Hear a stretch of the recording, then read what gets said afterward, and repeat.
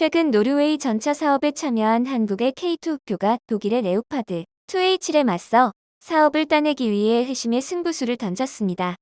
지난 15일 서욱 국방부 장관이 노르웨이를 직접 방문하여 노르웨이 국방부 장관과 회담을 가진 건데요.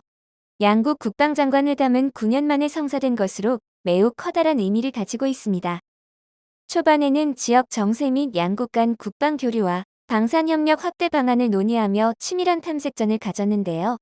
이어 우리 국방부는 이 자리에서 노르웨이의 전차 도입 사업의 경쟁 기종으로 참가 중인 K2 전차의 우수성을 상세히 설명하며 수출 성사를 위한 지원 사격에 나섰습니다.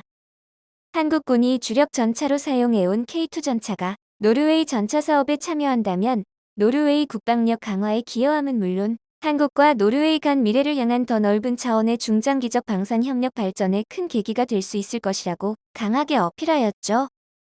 이에 노르웨이 장관은 최근 진행 중인 현지 시험 평가장을 직접 방문하여 K2 전차를 시승해 보았으며 이를 통해 K2 전차의 우수성을 직접 느낄 수 있었다고 화답했는데요. 또한 최근 러시아가 나토 가입을 추진 중인 우크라이나를 침공할 가능성이 커지면서 주변 국가들도 국방 전력 보강에 나서고 있는 만큼 노르웨이가 오는 2025년부터 전차 70여 대를 긴급 확보한다는 방침을 내놔 국산 K2 전차의 도입 가능성이 커지고 있습니다. 무서운 속도로 전차 세계의 강자 독일 레오파드 2H를 치고 올라가는 K2 전차는 이제 무서울 게 없어 보이는데요. 하지만 인도까지 K2 표 전차를 도입한다는 소식이 전해지자 발끈하며 연이어 한국 전차를 비방하는 글을 올린 나라가 있어 논란이 되고 있습니다. 이는 바로 중국이었는데요. 사실 2차 대전 직후 소련에게 전차 제작 기술을 노골적으로 이전을 받아서 자체 제작 기술이라고 할 만한 것이 없던 중국이 한국 전차를 깎아내리는 발언을 해 난리가 난 것입니다. 오늘은 독일 전차와 경쟁 중인 노르웨이 주력 전차 사업에서 한국 K2 전차의 수출 전망이 좋게 평가되는 이유는 무엇이며 K2의 어떠한 능력이 모두의 이목을 집중시켰는지 자세히 한번 살펴보도록 하겠습니다. 현재 한국 K방산의 높아진 위상을 증명하듯 대한민국에서 가장 바쁜 사람이 있습니다. 바로 서욱 국방부 장관인데요. 노르웨이 국방부 장관과 회담을 가진 후 곧바로 노르웨이 주력 전차 사업 동계 시험 평가 현장을 방문한 서욱 국방부 장관은 K2 전차 시험 평가의 주 항목인 기동 시험과 사격 시험에서 우수한 성능을 증명해 보이며 노르웨이와의 계약 체결이 목전에 와 있는 상태입니다. 특히 K2 전차는 이날 적설량이 70cm 이상에 달하는 혹독한 환경에서 여러 개의 표적을 동시에 식별하여 사격하는 모습을 보여주며 노르웨이 관계자들을 놀라게 만들었는데요. 최소의 사격 횟수로 모든 표적을 정확히 명중시킨 K2의 탁월한 성능에 다들 넋을 잃고 말았죠. 또한 노르웨이뿐만 아니라 여러 해외 군사 매체에서도 K2 전차를 치켜 세우며 가장 우수한 전차라고 평가하고 있습니다. 이는 미국도 다를 바가 없었는데요. 최근 세계에서 가장 비싼 주력 전차라는 큰 제목과 함께 글을 게시한 미국은 K2 표를 블랙팬서라 칭하며 그 성능을 설명해 주었습니다. 가격이 850만 달러인 한국의 자체 개발한 K2 표 전차는 세계에서 가장 비싼 전차이며 전장에서 매우 기능적이고 치명적인 다양한 특징들을 갖추고 있다라며 글이 시작하는데요.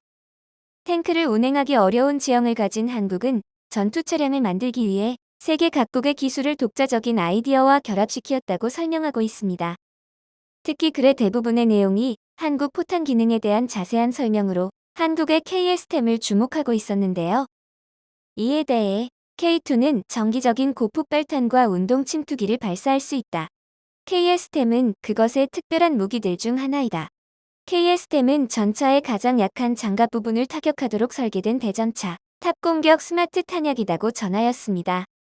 미국은 왜 이토록 K2 전차의 KS템에 관심을 가졌던 것일까요? 독특한 KS템 탄약을 발사할 수 있는 기능이 K2 전차에게만 있다는 것은 큰 의미를 가지고 있습니다. K2가 다른 이전 및 최신식 탱크와 다른 점은 세계에서 유일하게 KS템 탄약을 사용하는 탱크이며 최첨단 120mm의 활강포가 없어도 다른 전차와 비교했을 때 우위를 점할 수 있다는 건데요. 현재 KS템은 한국의 스마트탑 어택 무기의 약자로 상부 공격 지능탄으로 불리고 있습니다. 현대식 탱크들은 보통 전차의 전면부를 공격할 수 있도록 설계되어 있지만 중무장한 전차의 전면부를 뚫기란 어려운 일입니다. 그래서 K2 전차는 KS템 탄약을 적 전차의 포탑 상단을 직접 겨냥하도록 설계해 이러한 문제를 극복했는데요.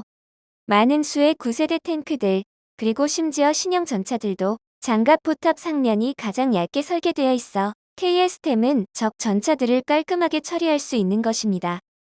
또한 흔히 발사 후 망각이라고 알려져 있는 자체 항법 시스템을 이용하여 안전한 거리에서 발사체를 발사할 수 있도록 만들어졌는데요.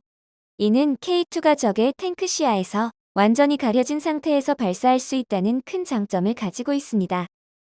탱크가 120mm 포를 높이 들어 올릴 공간만 충분하다면 은폐된 상태에서도 표적을 격파할 수 있죠. 그리고 KS템은 대전차 유도미사일과 달리 자체 유도 시스템을 장착하고 있어 실제 축구장 길이 21개에서 87개 사이에 있는 목표물 전차들을 공격할 수 있습니다. 이후 지정된 목표 지역에 도착하자마자 낙하산을 펴서 적이 의심할 수 없는 곳에서 적 전차에 하강하기 시작하고 발사체의 적외선과 목표물 획득 센서가 적 전차를 잡아내 박살을 낼 수 있는 것이죠. 한편 이런 순간에도 우리 군은 K2 전차 안에서 적으로부터 안전한 거리에서 이미 자신이 발사한 KS템이 적 전차에 도착하는 모습을 조용히 감상할 수 있는데요. 확실히 850만 달러의 가치가 있어 보이죠? 현재는 KS템 다음으로 밀리미터 밴드 레이더인 EHF 레이더까지 부각이 되면서 K2 전차의 안정성은 매우 높게 평가되고 있습니다. 얼마 전에는 폴란드 군사 전문 매체인 디펜스24에 K2 전차가 소개되며 많은 화제가 되기도 했는데요.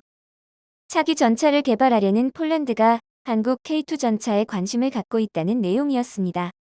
폴란드는 영국의 자주포 기술을 수입해 한국산 K9 자주포의 차체와 결합한 신형 자주포를 생산하고 있는 만큼 K9 자주포 차체의 우수한 성능과 후속 군수 지원이 한국산 무기에 대한 좋은 인식을 심어준 셈입니다. 또한 보안을 강조하는 무기 수출입 상담의 초기 단계에서 보도가 나왔다는 사실 자체가 매우 이례적인데요. 그럼에도 현지 언론의 보도는 적지 않은 의미를 가지고 있습니다. 폴란드의 의중이 담겨있기 때문이죠. 구매자의 요구를 간접적으로 파악할 수 있다는 점에서 우리에게 도움이 될 것으로 보여지는데요. 지난해 러시아 위협에 맞서 미국산 전차 250대를 우선 구매하겠다고 밝힌 상태이지만 아직 끝난 게 아닙니다. 현대로템은 최근 폴란드 측의 요구 사항을 반영해서 기존 K2 덩치를 키운 버전을 제시한 상태이죠. 미국은 기술 전수를 잘 안 해주는 편이어서 기술을 이전을 받아 자국의 국방산업을 발전시키려는 폴란드 입장에서는 사실상 K2 전차 외에는 대안이 없어 보이는데요. 한편 노르웨이에 이어 폴란드까지 열심히 유럽 시장을 개척 중인 K2는 얼마 전 우리에게 반가운 소식을 전하였습니다.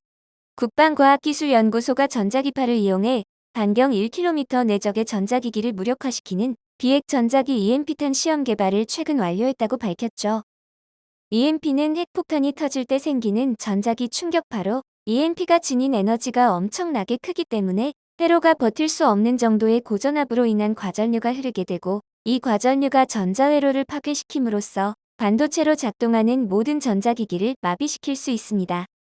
실제 1962년 미 해군이 하와이 남쪽 태평양 지상 400km 상공에서 핵무기 실험을 했을 때 폭발 장소에서 1400여 킬로미터 떨어진 하와이에 있는 관측 장비, 감시 지휘 시스템을 비롯하여 텔레비전, 신호등, 전화 등이 작동을 멈췄는데 추후 그 원인이 핵폭발로 인하여 발생된 EMP라는 것이 밝혀졌었죠. 그 이후 사람에게는 피해를 주지 않고 적의 군사용 통신 시스템 및 무기를 비롯한 모든 전력 시스템 등을 무력화하는 EMP 폭탄이 개발되었었는데요. 하지만 최근에 우리 한국은 더 치명적인 비핵 EMP탄을 개발하여 전 세계의 이목을 집중시켰습니다. 비핵 EMP는 전자기파를 기계적 방출하는 장치를 내장한 폭탄으로 우라늄 등 핵물질이 아닌 화약을 기반으로 한 장치로 한 번 터지고 마는 폭파식과는 반대로 적절한 고도에서 연달아 EMP를 발생시킴으로써 최대한의 타격을 입힐 수 있다는 강점을 가지고 있습니다. 또한 EMP 효과는 직선으로 나아가기 때문에 지평선 너머로는 영향을 거의 주지 못하지만 비핵 EMP는 특정 지역에 조준하여 영향을 줄 수 있기 때문에 더 높은 고도를 공격할 수 있습니다. 특히 전자, 통신 기술의 의존도가 점점 높아지고 있기 때문에 EMP의 군사적 가치는 점점 더 강해지고 있어 우리 군사적 가치는 더 올라갈 것으로 전망되는데요. 미국, 러시아 등 강대국들도 한국을 따라 열심히 자체 개발에 나서고 있는 가운데 한국은 언제나 상상 이상의 기술력으로 독보적인 위치를 쉽게 내어주기는 힘들 것으로 보여지는 바입니다. 영상을 끝까지 시청해주셔서 감사합니다. 구독과 좋아요는 영상 제작에 큰 힘이 됩니다.